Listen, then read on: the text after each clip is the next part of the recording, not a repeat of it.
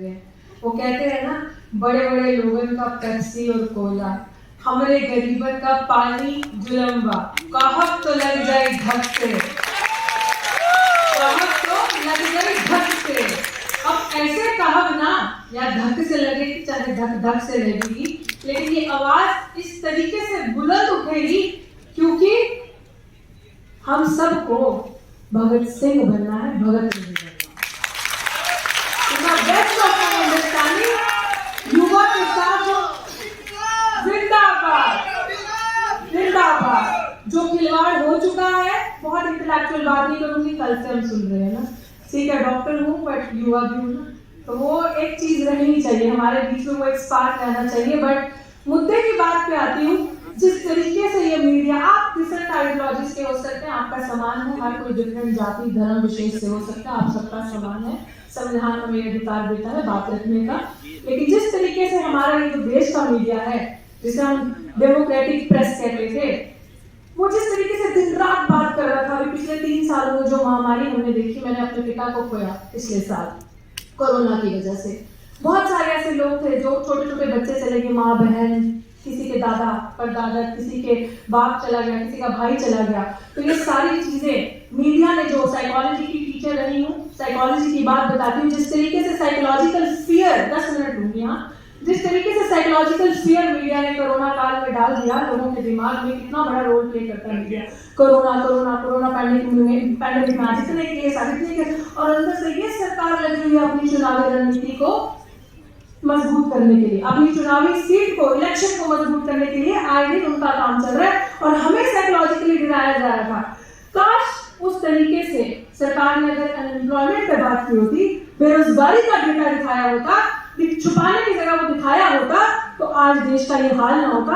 आज देश का युवा बेरोजगारी के काम नहीं कर रहा होता, आज देश का युवा कहीं अच्छी जगह बैठ कर आई थिंक कोई बहुत बढ़िया कॉन्फ्रेंस कर रहा होता, और किसी इंटरनेशनल प्रेस में, मीडिया में बात कर रहा होता, पब्लिकेशन या राइटर पेपर लिख रहा होता, पीएचडी कर रहा होता। ये देश का ये हाल हो चुका है हमारे। और रही बात वैकेंसीज की, हम बात करें बेरोजगारी की, आप मुझे बताएं, मैं चीजें देख रही थी, पढ़ रही थी, वीडियोस देख रही थी इतने दिन से, क्योंकि आई थिंक जो लोग मुझे जानते हैं डॉक्टर ऋतु सिंह कोरल एक्टिविस्ट के नाम से, आप लोग, मैं गाँव में जाके काम करती हूँ। मैंने पिछले साल यूपी में अधिकार यात्रा में लगी थी, गाँव में जाके दलित आदिवासी वंचित समाज के बच्चों को पढ़ाया, और वहाँ पे जाके कम्युनिटी स्कूल्स खोले। किसी का घर है, उनका आंगन है, उसके घर में स्कूल खोल दिया कि चलो बच्चों को शिक्षा दो, स्किल बेस्ड ट्रेनिंग हम लोग देते हैं, बच्चों को दिखाते हैं। पता है कि सरकार ने अपने हाथ उठाए, नौकरी नहीं है, तो बच्चे जो पढ़ेंगे रोजगार कहाँ से पाएंगे। तो हम लोग कोशिश करते हैं कि जो फोन यूज कर रहे हैं, फोन का भी सही तरीके से इस्तेमाल करें, अपनी तरफ से पूरी कोशिश रहती है।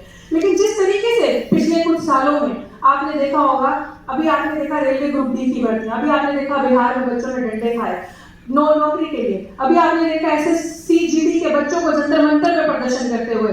10,000 फॉर्म निकलते हैं और 10 लाख लोग उस पर भरने वाले, फॉर्म में अप्लाई करने वाले, और अप्लाई भी कर देते हैं। तो अगर अप्लाई कर दिया तो एग्जाम की डेट नहीं आ रही।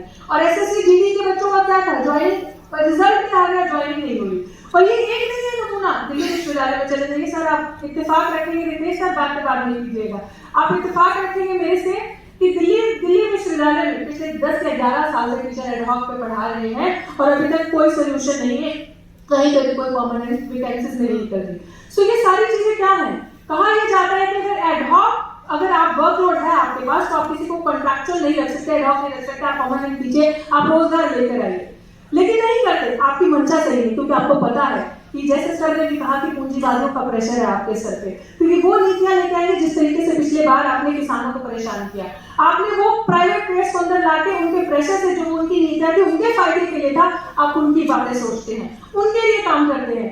तो रही बात, ठीक है मैसेज आ गया, काइंडली कंक्लूड, फटाफट से बोलती हूँ।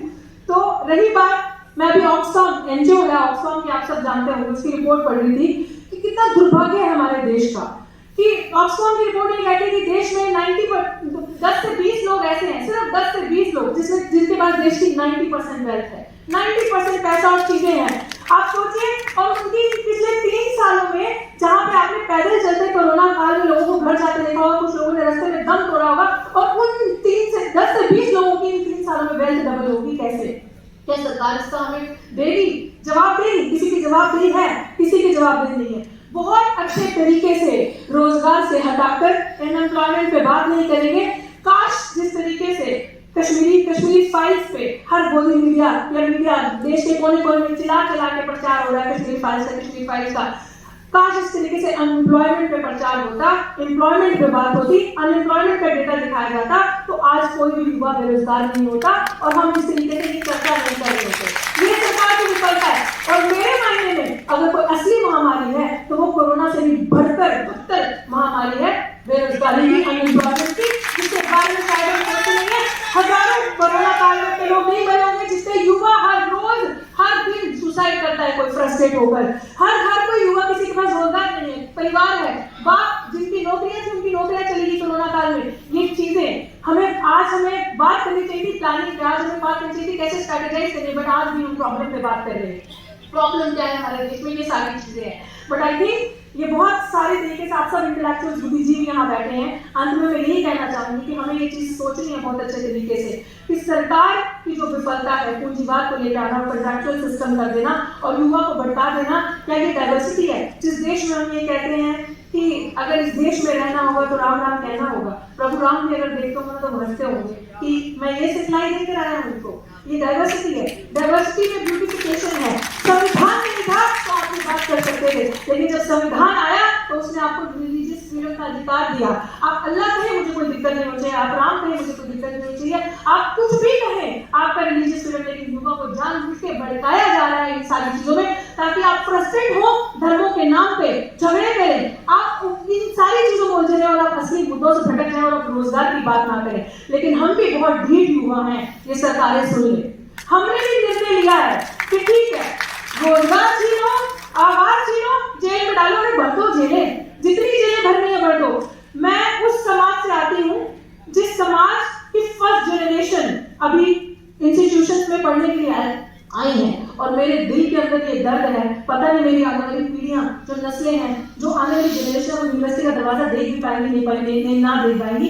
एनईपी जो नेशनल एजुकेशन पॉलिसी आ चुकी है, सर आप इत्तेफाक रखते होंगे मेरे से, हमारे बच्चों के लिए कुछ नहीं बचेगा। दलित आदिवासी पिछड़ों के बच्चे जिनके माँ बाप सीवर में उतरते हैं, अपने हाथों से मैला साफ करते हैं, सर पे ढोते हैं, आप लोगों को पिक्चर्स देखी होंगी, वो रियलिटी है एवरीडे लाइफ। सुबह वहां होते हैं, शाम को पानी पीते हैं, that is the reality they live with.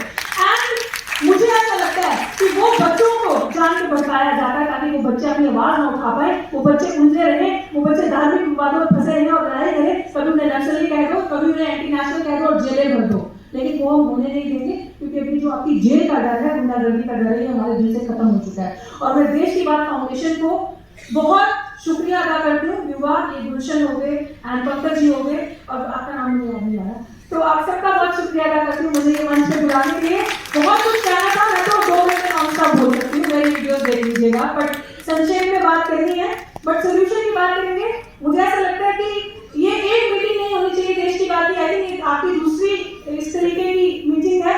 ये बहुत ही ब्यूटीफुल इनिशिएटिव आपने लिया है, I must congratulate you all for this. कि देश की 140 करोड़ आबादी में से कुछ लोग ऐसे हैं जो आज भी युवा के बारे में सोच रहे हैं, हमारे बारे में सोच रहे हैं, एंड आई थैंक यू। और दोबारा अगर आप ऐसे करेंगे तो प्लीज मुझे 15 मिनट दीजिएगा, तो 5 मिनट में बात नहीं रख सकती हूँ, ठीक है।